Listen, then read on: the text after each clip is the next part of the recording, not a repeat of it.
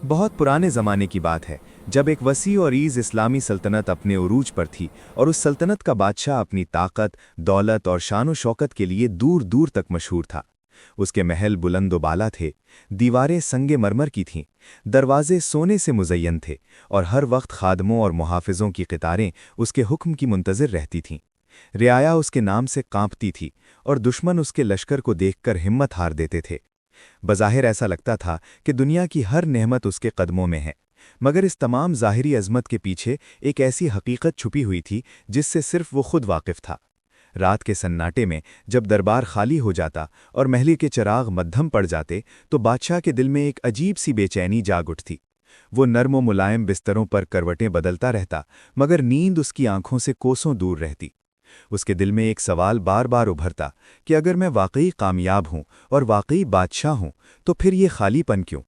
वो अपनी ज़िंदगी पर नज़र डालता तो उसे याद आता कि उसने कितनी जंगें लड़ीं, कितने इलाके फ़तह किए और कितने ख़जाने जमा किए, मगर जितना ज़्यादा वो सोचता उतना ही उसके दिल का बोझ बढ़ता जाता और उसे महसूस होता जैसे उसकी रूह किसी ऐसी चीज़ की प्यासी है जिसका नाम वो खुद भी नहीं जानता।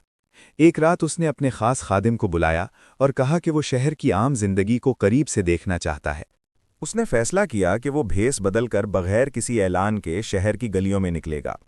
उसने शाही लिबास उतारकर सादा कपड़े पहने, जेवरात अलग रख दिए और खुद को एक आम मुसाफिर के रूप में ढाल लिया। जब वो शहर की गलियों में निकला तो ये मंजर उसके लिए नया था। कहीं दुकानदार अपनी दुकानें खोल रहे थे, कहीं बच्चे खेल रहे थे और कहीं मजदूर थका हारा बैठा सुस्ताने की कोशिश कर रहा था। चलते चलते वो शहर के उस हिस्से में पहुंचा जहां अमीर कम और गरीब ज्यादा रहते थे। वहां तंग गलियां और मिट्टी के घर थे, मगर फिजा में एक अजीब सा सुकून था। उसी इलाके के किनारे एक पुरानी झोपड़ी के सामने एक फ़कीर ज़मीन पर बैठा था, जिसके कपड़े पुराने, चेहरा झुर्रियों से भरा और बाल सफ़ेद थे, मगर उसके चेहरे पर अजीब सा इत्मीनान था। वो तस्बीह फेर रहा था और जिक्र में मशगूल था। उसकी आंखों में ऐसा नूर था जो बादशाह ने कभी अपने महल में नहीं देखा था। बादशाह बेइख्तियार रुक गया और उसके दिल की धड़कन बदलने लगी। वो फ़कीर के करीब बैठ गया और उससे पूछा कि वो इस हाल में भी मुतमईन कैसे है।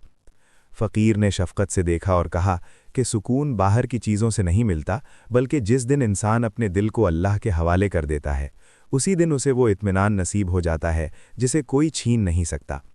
उसने कहा कि दुनिया की दौलत समंदर के पानी की तरह है, जितना पीते जाओ प्यास बढ़ती जाती है, मगर अल्लाह पर यकीन वो चश्मा है जिसका एक घूंट भी इंसान को सैराब कर देता है। ये अल्फाज बादशाह के दिल में उतर गए और उसे महसूस हुआ कि उसके सामने बैठा फ़कीर दरअसल उससे ज़्यादा अमीर है। सूरज गुरूब हो रहा था, शाम फैल रही थी और बादशाह जब वहां से उठा तो उसके कदम पहले जैसे न थे। वो खामोशी से वापस शहर की गलियों में गुम हो गया, मगर फ़कीर की बातें उसके दिल में नक्श हो चुकी थीं और उसे अंदाज़ा भी ना था कि ये मुलाकात उसकी ज़िंदगी को हमेशा के लिए बदलने वाली है। अगली सुबह जब बादशाह महल लौटा तो उसका दिल रात भर बेचैन रहा। फ़कीर के अल्फाज उसके जहन में बार बार गूंजते रहे। वो दरबार में बैठा फैसले कर रहा था, मगर उसकी नज़र कागज़ों पर कम और ख़यालात में ज़्यादा भटक रही थी। वो ज़रा उसकी खामोशी को बादशाही वक़ार समझ रहे थे, मगर हकीकत ये थी कि उसके अंदर एक जंग चल रही थी। उसने पहली बार महसूस किया कि इक़्तिदार का शोर दिल की आवाज़ को दबा देता है। वो सोचने लगा कि अगर वाकई सुकून अल्लाह की याद में है तो फिर उसने अपनी ज़िंदगी का बेशतर हिस्सा क्यों फतूहात, ख़जाने और ताकत के पीछे गुजार दिया। ये सवाल उसके दिल में चुभन बन चुका था। इसी दिन उसने हुक्म दिया कि शहर के हालात की मुकम्मल रिपोर्ट पेश की जाए। उसे मालूम हुआ कि शहर में कई लोग भूख, कर्ज और नाइंसाफ़ी का शिकार हैं। कुछ अमीर ताजिर ज़ख़ीरा अंदोज़ी कर रहे हैं, कुछ काजी रिश्वत ले रहे हैं और कई गरीब लोग इंसाफ के इंतज़ार में मर रहे हैं। ये सुनकर बादशाह के दिल पर बोझ और बढ़ गया। रात को वो फिर सादा लिबास में महल से निकला और इस बार उसके कदम खुद बखुद उसी झूंपड़ी की तरफ उठ गए जहां फ़कीर बैठा रहता था।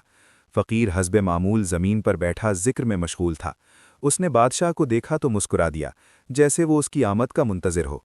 बादशाह ने सीधा सवाल किया कि वो ऐसा शख्स है जिसके पास सब कुछ है मगर दिल में सुकून नहीं, और क्या वाकई अल्लाह पर भरोसा इंसान को हर खौफ से आज़ाद कर देता है।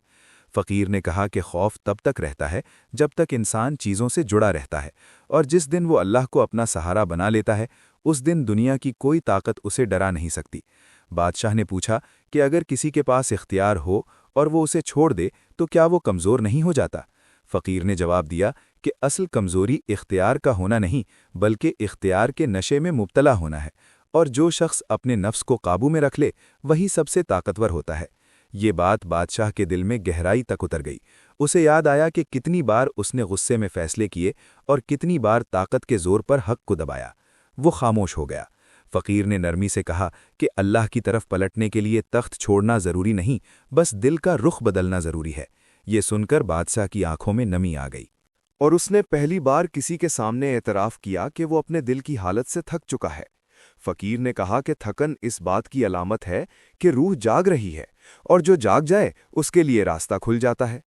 اس رات بادشاہ نے فقیر کے قریب ہی زمین پر بیٹھ کر سجدہ کیا، جو اس کی زندگی کا پہلا سجدہ تھا، جس میں وہ بادشاہ نہیں بلکہ ایک بندہ تھا۔ اس نے اللہ سے دعا کی کہ اگر وہ واقعی ہدایت چاہتا ہے تو اسے سچ دکھا دیا جائے، چاہے وہ کتنا ہی کڑوا کیوں نہ ہو۔ اگلے دن بادشاہ نے ایک منصوبہ بنایا تاکہ وہ اپنے دل کی سچائی کو پرکھ سکے۔ اس نے حکم دیا کہ شاہی خزانے سے سونے کے سکے ایک عام کپڑے کی تھیلی میں ڈال کر فقیر تک پہنچا دیے جائیں اور پیغام دیا جائے کہ یہ ایک مسافر کی امانت ہے۔ فقیر نے تھیلی لی، مگر نہ اس میں جھانکا اور نہ کسی سے ذکر کیا، بلکہ اسے جھونپڑی کے ایک کونے میں رکھ کر اپنے معمول میں لگ گیا۔ وہی فاقہ، وہی ذکر اور وہی سکون۔ دن گزرتے گئے مگر اس کے رویے میں کوئی فرق نہ آیا۔ بادشاہ یہ سب دور سے دیکھ رہا تھا اور حیرت میں ڈوبتا جا رہا تھا۔ اس نے سوچا کہ اگر یہ سونا اس کے پاس ہوتا تو وہ ایک لمحہ بھی چین سے نہ بیٹھ پاتا۔ چند دن بعد بادشاہ خود فقیر کے پاس آیا اور پوچھا کہ اگر یہ سونا واقعی اس کا ہو جائے تو کیا کرے گا؟ فقیر نے مسکرا کر کہا کہ جو میرے لیے لکھا گیا ہوگا وہ مجھے مل جائے گا، اور جو نہ لکھا ہو وہ وبال بن جائے گا۔ میں نے اللہ پر بھروسہ کیا ہے، سونے پر نہیں۔ یہ سن کر بادشاہ کو لگا جیسے اس کے دل کے بند دروازے کھل رہے ہوں۔ اسے پہلی بار سمجھ آیا کہ اس کی بے چینی کی اصل وجہ کیا تھی۔ اسی لمحے اس نے فیصلہ کر لیا کہ اس کی زندگی کا رخ بدلنے والا ہے۔ وہ فقیر کے پاس سے اٹھا، مگر اس بار اس کے قدم ہلکے تھے۔ اسے محسوس ہوا کہ دل سے بوجھ اتر گیا ہے، اور وہ جان گیا کہ اصل سفر اب شروع ہوا ہے، اور اس سفر میں اس کا رہنما کوئی انسان نہیں بلکہ اس کا رب ہوگا۔ بادشاہ جب محل واپس پہنچا تو اس کے دل میں عجیب سی خاموشی تھی، وہ خاموشی جو شور کے بعد آتی ہے، مگر یہ شور باہر کا نہیں بلکہ اندر کا تھا۔ اس میں محسوس کیا کہ اب وہ پہلے جیسا نہیں رہا۔ تخت وہی تھا، تاج وہی، مگر دل میں کہیں ایک دراڑ پڑ چکی تھی جس سے سچائی کی روشنی اندر آ رہی تھی۔ اگلے دن دربار سجا، مگر بادشاہ نے معمول کے برعکس وزیروں کی تعریفیں سننے کے بجائے شہر کے مظلوموں کی فہرست طلب کی۔ وہ نام جو برسوں سے فائلوں میں دبے ہوئے تھے آج پہلی بار بلند آواز میں پڑھے گئے۔ کچھ وزیر گھبرا گئے اور کچھ ایک دوسرے کی طرف دیکھنے لگے، مگر بادشاہ کی نگاہ میں اب وہی سختی تھی جو حق کے وقت ہونی چاہیے۔ اس نے سب سے پہلے ان تاجروں کو طلب کیا جن پر ذخیرہ اندوزی اور ناجائز منافع خوری کے الزامات تھے۔ وہ تاجر جو کبھی دربار میں فخر سے آتے تھے آج نظریں جھکائے کھڑے تھے۔ بادشاہ نے ان سے سوال کیا، مگر اس بار آواز میں غصہ نہیں بلکہ انصاف کی ٹھنڈک تھی، اور اس نے حکم دیا کہ شہر کے گودام کھولے جائیں اور غریبوں میں اناج تقسیم کیا جائے۔ یہ فیصلے سنتے ہی دربار میں سرگوشیاں شروع ہو گئیں، اور کچھ وزیروں نے کہا کہ اس سے خزانے پر بوجھ پڑے گا، تو بادشاہ نے نرمی مگر مضبوط لہجے میں جواب دیا کہ وہ خزانہ جو بھوکے کے پیٹ تک نہ پہنچے وہ بوجھ ہے، نعمت نہیں۔ اسی شام شہر میں پہلی بار کئی دنوں بعد چولہے جلے، فاقہ زدہ گھروں میں روٹی کی خوشبو پھیلی اور لوگوں کی دعائیں آسمان کی طرف اٹھیں، مگر کوئی نہ جانتا تھا کہ یہ تبدیلی ایک فقیر کی جھونپڑی سے شروع ہوئی تھی۔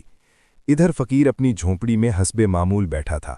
اسے نہ دربار کی خبر تھی نہ فیصلوں کی، وہ صرف یہ جانتا تھا کہ اللہ جسے چاہے بدل دیتا ہے، اور جس کے ذریعے چاہے دوسروں کی تقدیر بدل لیتا ہے۔ اس نے سجدے میں دعا کی کہ یا اللہ اس بادشاہ کے دل کو ثابت قدم رکھنا۔ کچھ دن بعد بادشاہ نے قاضیوں کا اجلاس بلایا اور اعلان کیا کہ اب کوئی فیصلہ دولت یا سفارش پر نہیں ہوگا، اور جو قاضی رشوت لیتا پایا گیا اس کے لیے کوئی رعایت نہیں ہوگی۔ یہ سن کر کئی چہرے زرد پڑ گئے، اور وہ نظام جو برسوں سے خاموشی سے چل رہا تھا ہلنے لگا۔ اسی دوران بادشاہ کے خاندان کے کچھ افراد ناراض ہونے لگے اور انہوں نے کہا کہ اقتدار نرمی سے نہیں سختی سے چلتا ہے، مگر بادشاہ نے مختصر جواب دیا کہ وہ سختی اب صرف ظلم کے خلاف کرے گا۔ ایک رات وہ پھر فقیر کے پاس آیا اور اعتراف کیا کہ راستہ مشکل ہو رہا ہے اور مخالفت بڑھ رہی ہے، تو فقیر نے کہا کہ حق کا راستہ ہمیشہ تنہا ہوتا ہے، مگر اللہ اس کے ساتھ ہوتا ہے جو اس پر چلنے کی ہمت کرے۔ بادشاہ نے پوچھا کہ اگر جان کو خطرہ ہو؟ تو فقیر نے کہا کہ جو جان اللہ کے سپرد ہو اسے کوئی چھین نہیں سکتا، اور اگر وقت آ بھی جائے تو وہ موت ہار نہیں بلکہ ملاقات ہوتی ہے۔ یہ الفاظ بادشاہ کے دل میں نقش ہو گئے اور اس کی آنکھوں میں خوف کی جگہ یقین آ گیا۔ اگلے ہفتوں میں شہر بدلنے لگا، انصاف تیز ہوا، ظلم سمٹنے لگا، اور لوگوں کے دلوں میں خوف کی جگہ احترام نے لے لی۔ مگر کچھ طاقتور لوگ اندر ہی اندر سازشیں کرنے لگے۔ بادشاہ کو خبر ملی، مگر اس نے کوئی خفیہ وار نہ کیا بلکہ اللہ پر چھوڑ دیا، کیونکہ وہ جان چکا تھا کہ انجام اس کے ہاتھ میں نہیں، نیت اس کے ہاتھ میں ہے۔ ایک دن فقیر بیمار پڑ گیا تو بادشاہ سب کچھ چھوڑ کر جھونپڑی کی طرف دوڑا اور اسے کمزور مگر مطمئن پایا۔ فقیر نے کہا کہ بدن تھک گیا ہے مگر دل سکون میں ہے۔ بادشاہ نے کہا کہ کچھ مانگو، تو فقیر نے دعا مانگی کہ اللہ اسے ایمان کے ساتھ بلا لے۔ بادشاہ کی آنکھوں سے آنسو بہنے لگے اور اسے احساس ہوا کہ جس فقیر کے پاس دنیا کچھ نہ تھی وہ اصل میں سب کچھ رکھتا تھا، اور اسی لمحے بادشاہ جان گیا کہ اصل بادشاہی تخت پر نہیں بلکہ دلوں پر ہوتی ہے، جو صرف سچائی، عدل اور اللہ کے خوف سے جیتے جا سکتے ہیں۔